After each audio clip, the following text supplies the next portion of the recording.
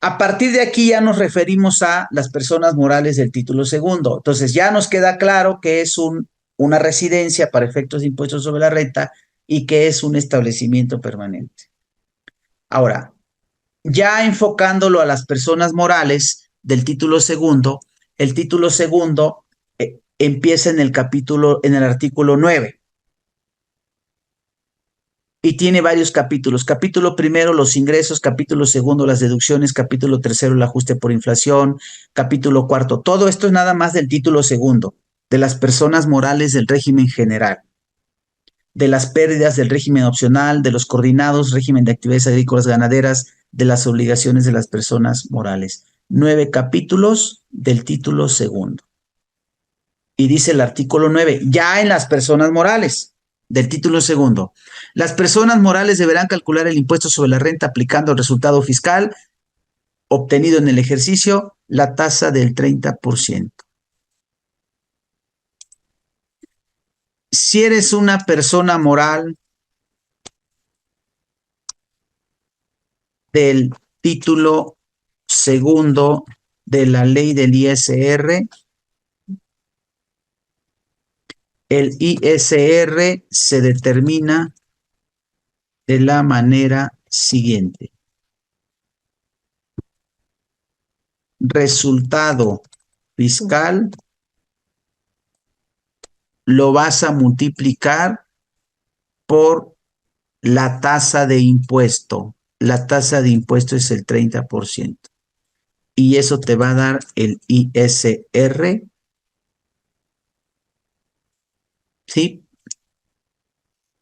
El resultado fiscal por el 30% te va a dar el ISR a pagar o a cargo.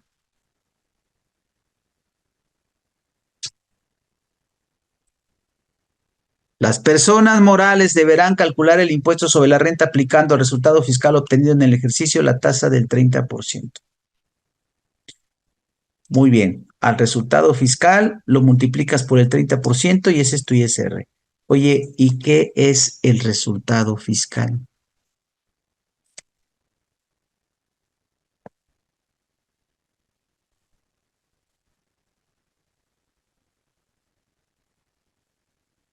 ¿Cómo se obtiene el resultado fiscal? Lo dice el mismo artículo 9. El resultado fiscal del ejercicio se determinará como sigue. Primero vas a obtener la utilidad fiscal. Primero vas a obtener la utilidad fiscal. Para obtener el resultado fiscal,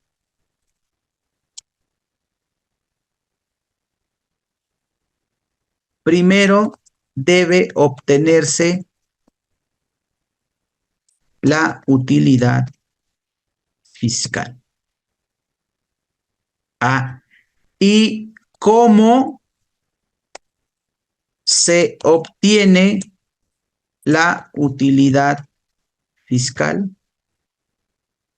Ah, entonces dice la ley. Disminuyendo de la totalidad de los ingresos acumulables obtenidos en el ejercicio las deducciones autorizadas. Entonces dice,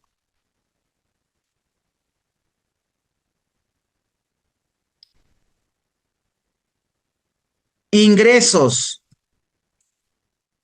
acumulables totales obtenidos en el ejercicio, que normalmente el ejercicio es el año, ¿no? Ingresos acumulables totales obtenidos en el año. Todos los ingresos obtenidos en el año. Los acumulables. Ya veremos qué son los acumulables.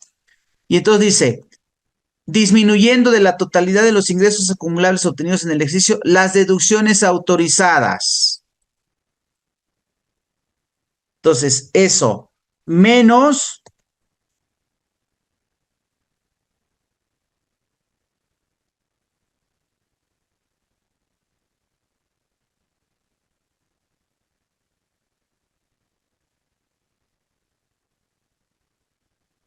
ingresos acumulables menos las deducciones autorizadas.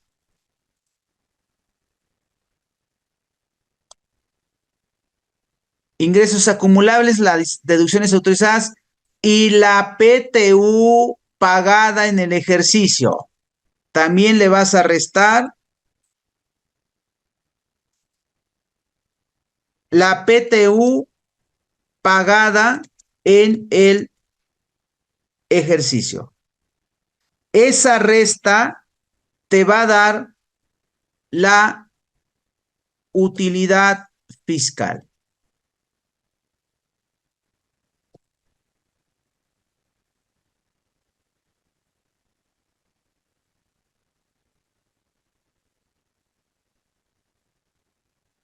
A los ingresos acumulables totales obtenidos en el ejercicio le restas las deducciones autorizadas, le restas la PTU pagada en el ejercicio y eso te da la utilidad fiscal. Y luego dice,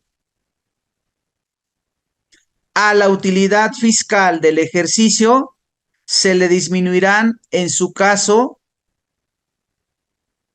las pérdidas fiscales pendientes de aplicar de ejercicios anteriores. Entonces, a ese le voy a restar pérdidas fiscales de ejercicios anteriores pendientes de aplicar. A la utilidad fiscal del ejercicio se le disminuirán en su caso las pérdidas fiscales pendientes de aplicar de ejercicios anteriores. Pérdidas fiscales de ejercicios anteriores pendientes de aplicar. Y eso te va a dar el resultado fiscal. Y ese resultado fiscal lo vas a multiplicar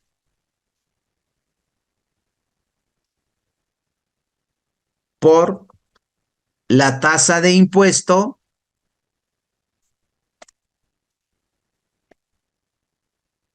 que ya dijimos que es el 30%.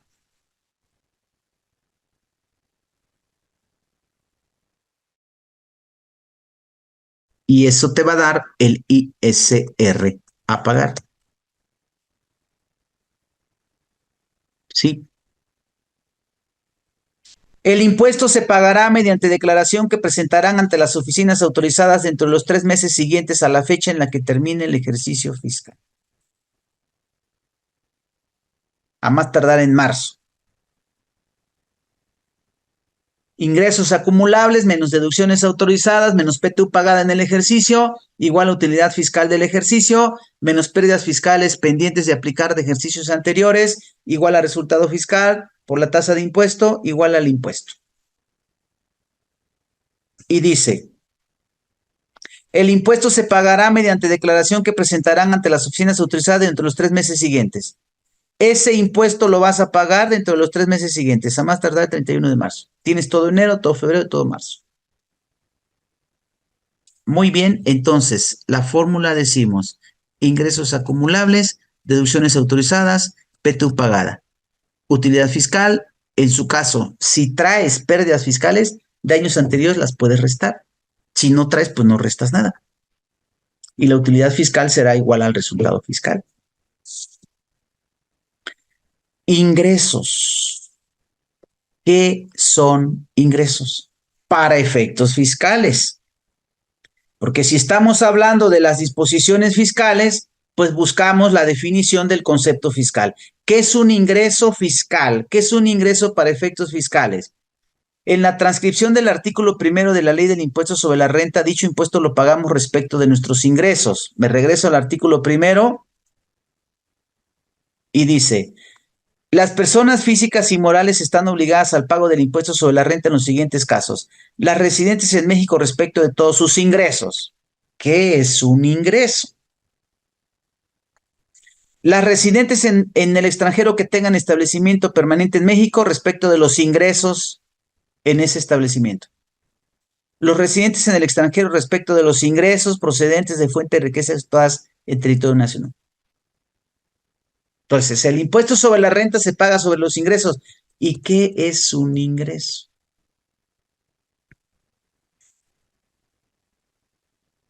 En la propia ley del impuesto sobre la renta no encontramos una definición de ingreso fiscal, pero hay tesis. Aquí tienen ustedes una tesis. Renta. ¿Qué debe entenderse por ingreso para efectos del título segundo de la ley del impuesto relativo?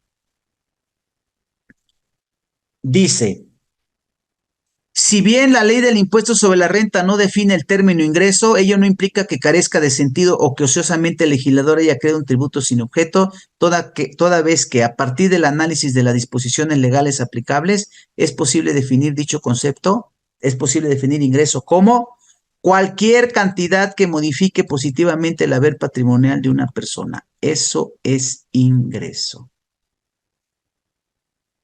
¿Qué es un ingreso fiscal? Cualquier cantidad, cualquiera, un centavo, un peso, 20 pesos, 1,000 pesos, 80,000 pesos, 1,000,000 de pesos, cualquier cantidad que modifique positivamente el haber patrimonial de una persona, que puede ser una persona física o una persona moral. Entonces, fíjense ustedes aquí en el siguiente ejemplo. Ventas. Yo vendí 100,000 pesos, pero para que yo pueda realizar esa venta,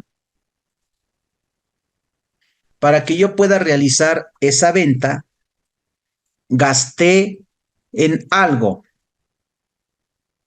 Vamos a suponer que me costó, o el costo, vendí 5 computadoras. 5 computadoras las vendí en 20,000 pesos. Ahorita no estamos tomando en cuenta el IVA. Olvidémonos del IVA. Venta 100,000 pesos y esas computadoras me costaron, pues yo las vendí en 20,000, vamos a suponer que me costaron 15,000. Entonces decimos 15,000 por 5, 75,000. Pero aparte del costo de esas computadoras, también hice gastos para tenerlas en el local, pagué luz, pagué renta, etcétera. Entonces supongamos que de gastos fueron 15,000 pesos. Y entonces me genera una diferencia: 100 menos 75 menos 15, 10,000 pesos.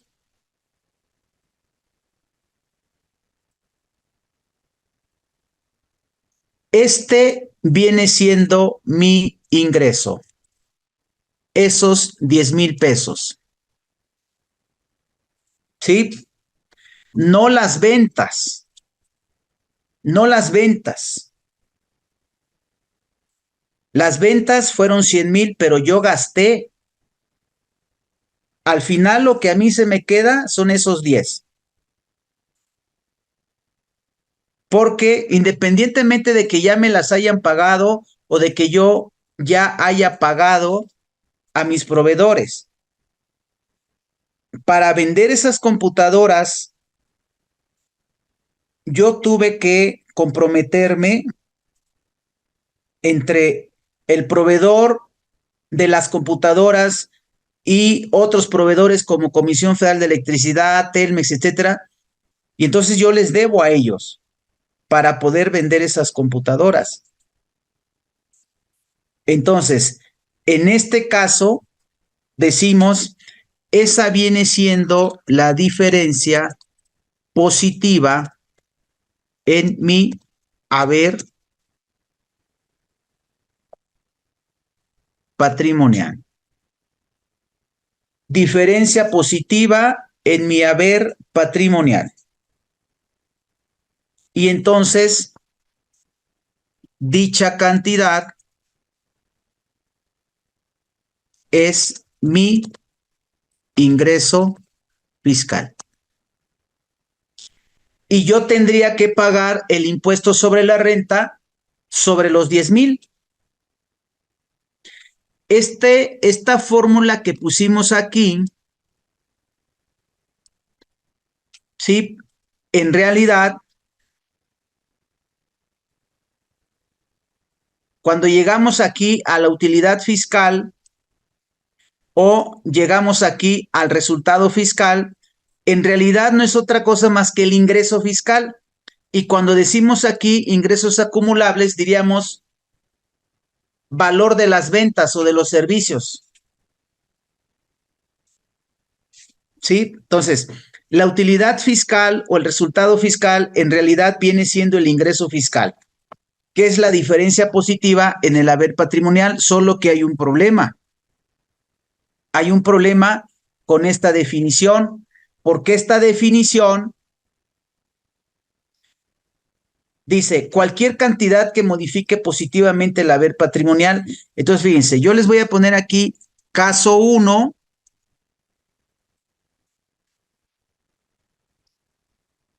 Y este mismo me lo voy a llevar aquí como un caso 2. Aquí abajito, caso 2, solo que ahora vamos a poner lo siguiente.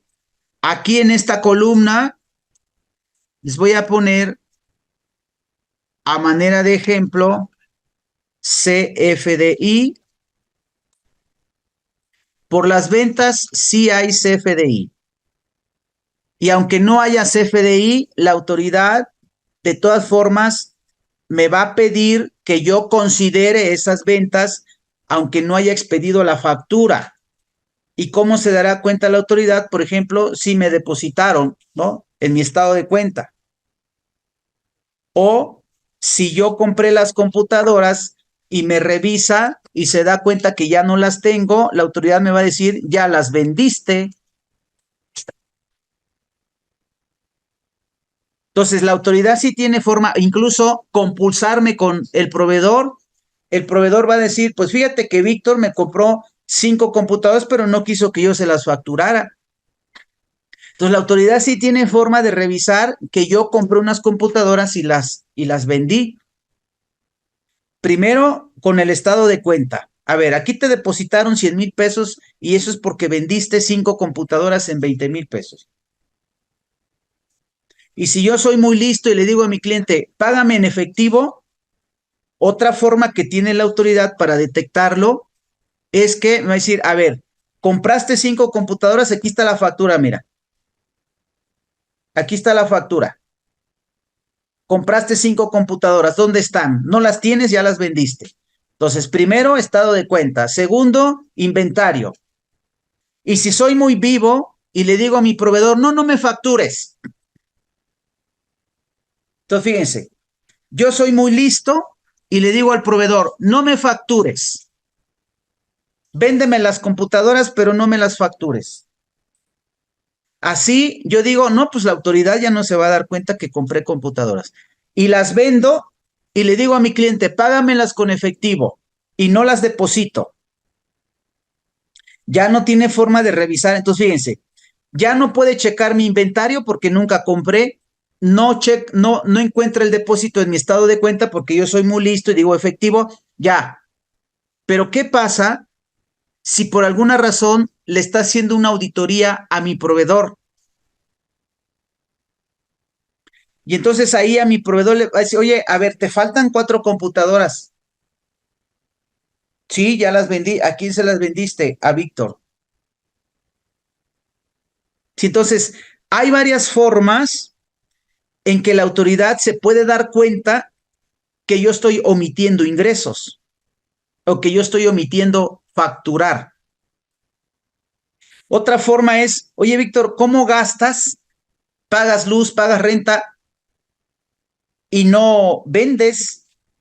Eso no es negocio, Víctor. Incluso la autoridad tiene unos porcentajes sobre la utilidad de cada tipo de negocio. A ver, un negocio que vende computadoras, su ganancia anda más o menos en tanto y sus ingresos es de tanto. Sí, entonces hay que tener mucho cuidado. Bueno, ventas. ¿Hiciste factura? Sí, ok. La compra. ¿Te facturaron? Sí. Oye, los gastos, fíjate que los gastos no. Porque, pues sí, el recibo de luz no trae mi RFC y por decidioso no he podido ir a hacer el cambio. Telmex igual, lo factura con el RFC genérico. No es deducible. No es deducible. Y entonces fíjense ustedes ahora el resultado fiscal. En este caso, esto sí juega resultado fiscal.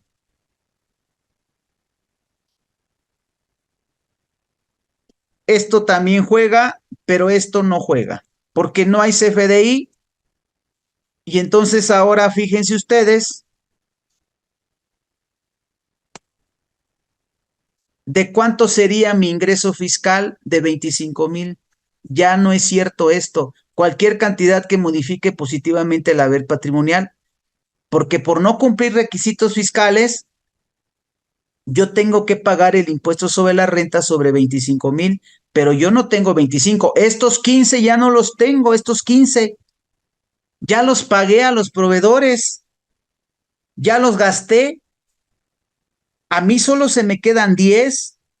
La diferencia positiva en mi haber patrimonial solo son 10, sí, pero por no cumplir requisitos son 25, aunque los otros 15 no los tengas, no sean tuyos, los hayas gastado. Entonces diríamos que esta definición de ingreso fiscal que da el tribunal en esa tesis, cualquier cantidad que modifique positivamente el haber patrimonial de una persona, sí es cierto, pero tendríamos que completarla con lo siguiente. Cualquier cantidad que modifique positivamente el haber patrimonial de una persona, siempre y cuando sea considerado como ingreso y se cumplan los requisitos de ley. Ahí está. ¿Por qué razón? Porque hay ciertas cantidades que la misma ley dice, esto no es ingreso. Miren, vamos a la ley del impuesto sobre la renta. En el artículo 18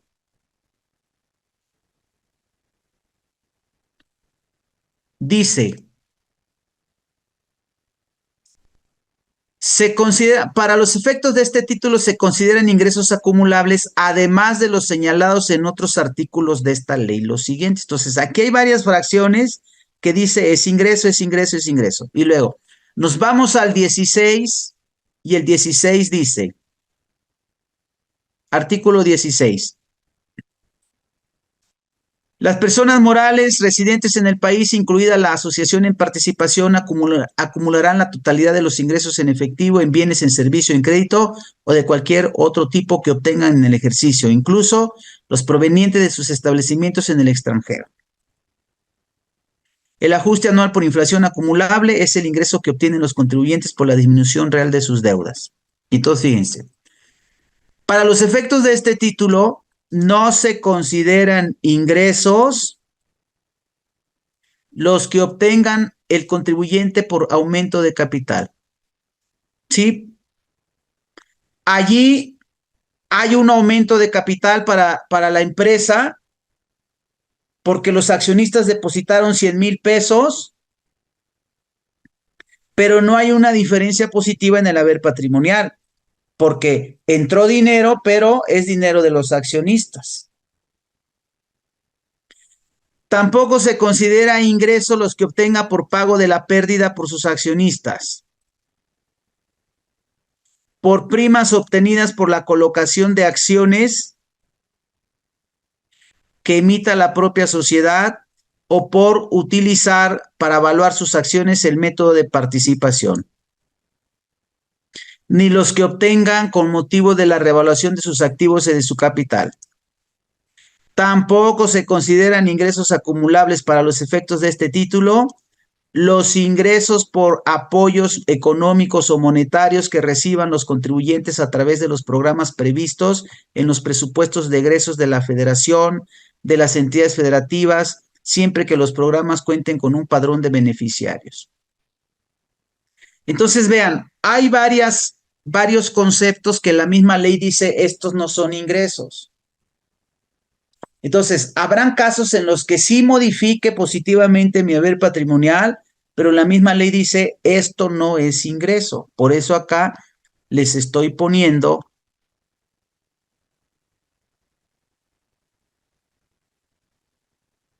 siempre y cuando sea considerado como ingreso.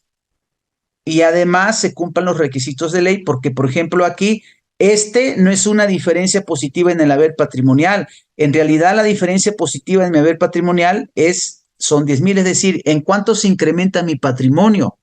En 10,000, pero por no cumplir con requisitos de CFDI de estos 15,000, entonces mi ingreso serían 25. ¿Sí? Con esto yo les estoy recomendando que ahorita vamos a ir viendo requisitos y demás, pero que en la práctica, cuando ustedes estén frente a sus clientes, a sus empresas, procuren que esos gastos, esas erogaciones, esas compras cumplan con los requisitos de ley para que no se considere un ingreso algo que no es realmente un ingreso. Como en el caso, oye, esos 15,000 son un ingreso, pero ¿por qué son un ingreso si ya lo gasté? Sí, pero no cumple requisitos. ¿Sí? Bueno, entonces ya está lo que viene siendo un ingreso. Ahora, ¿es lo mismo un ingreso fiscal que un ingreso contable? Vamos a revisar. ¿Dónde se define un ingreso contable? ¿Un ingreso fiscal equivale siempre a un ingreso contable? Fíjense, un ingreso contable se define en la NIF A1, en el capítulo 50.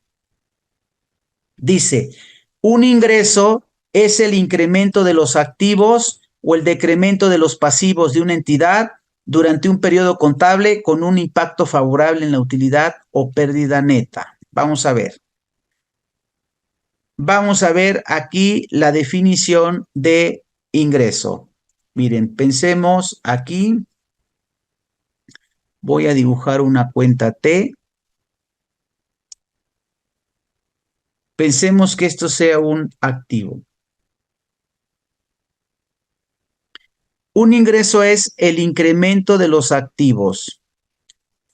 El incremento de los activos lo registramos con un cargo. Ahí está. Ese es un incremento de activo, un cargo. Pero dice, o el decremento de los pasivos. Supongamos que esta también es un pasivo.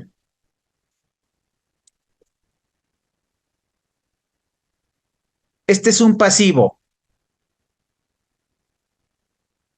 ¿Cómo se demuestra o se registra o se manifiesta un decremento del pasivo? Cuando disminuye el pasivo, cuando carga.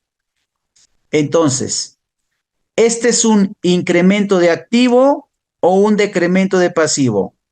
Incremento de activo, cualquier activo, caja, bancos, clientes, documentos por cobrar, deudores diversos, activo fijo, cualquier activo, un incremento es un cargo.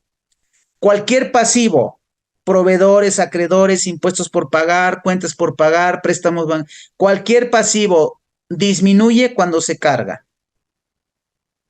Entonces dice, este aumento de activo o decremento de pasivo correspondido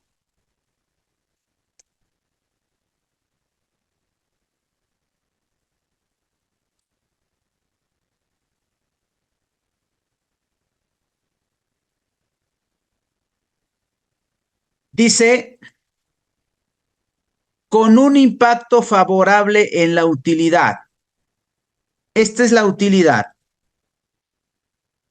El impacto favorable en la utilidad es cuando la utilidad aumenta, y la utilidad aumenta cuando se abona. O dice, con un impacto favorable en la utilidad o en la pérdida neta. Esta es una pérdida. Y el impacto favorable en la pérdida es cuando la pérdida disminuye, y la pérdida disminuye cuando se abona. Entonces, este registro contable tiene un impacto favorable en la utilidad o en la pérdida.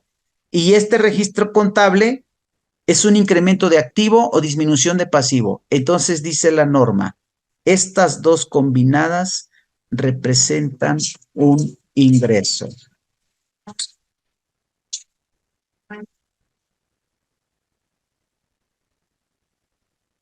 ¿Sí?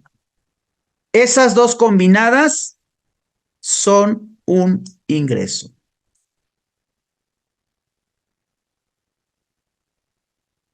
Ingreso para efectos contables.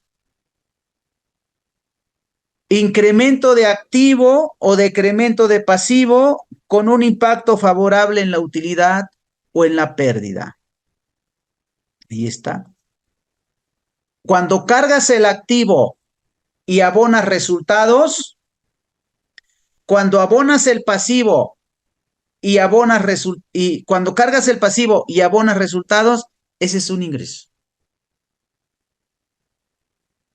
No deben reconocerse como ingreso los incrementos de activos derivados de la disminución de otros activos. Fíjense, les voy a poner un ejemplo aquí muy claro. Venta a crédito por 100,000 pesos. ¿Qué registro contable hacemos? Decimos, clientes, empresa X, SADCB, 100,000 pesos. Y luego decimos ventas. Olvidémonos ahorita del IVA. A crédito. Ventas a crédito, 100,000. Ahí está mi póliza. Este es un ingreso porque estoy aumentando el activo con un impacto favorable en la utilidad.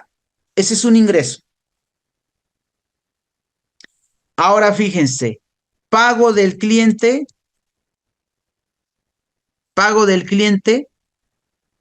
por la venta a crédito. El cliente nos paga y entonces decimos, bancos, subcuenta Banorte, 100,000 pesos. Y luego sale de clientes, abonamos clientes.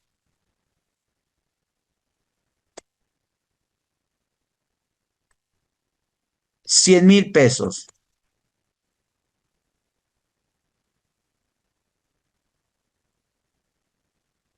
Esto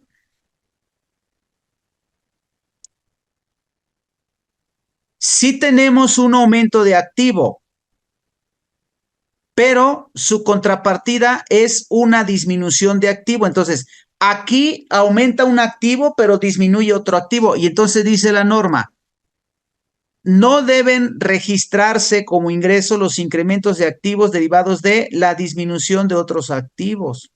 Por lo tanto, fíjense, aquí, aunque sí entró dinero a la cuenta, esta no es un ingreso. Contable no es un ingreso. Contablemente. El ingreso está arriba. No entró dinero a la cuenta, pero tuve un incremento de activo con un impacto favorable en la utilidad o en resultados.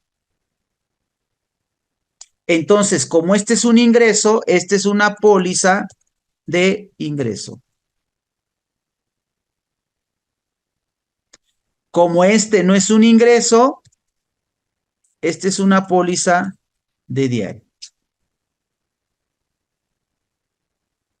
¿Sí? Entonces, debemos tener claro lo que sí es un ingreso y lo que no es un ingreso. Dice, no deben reconocerse como ingreso los incrementos de activos derivados de el aumento de pasivos. Por ejemplo, cuando aumenta bancos, por ejemplo, pero por un préstamo, aumenta bancos y abona el pasivo, aumenta acreedores. Otro ejemplo, aumenta la maquinaria,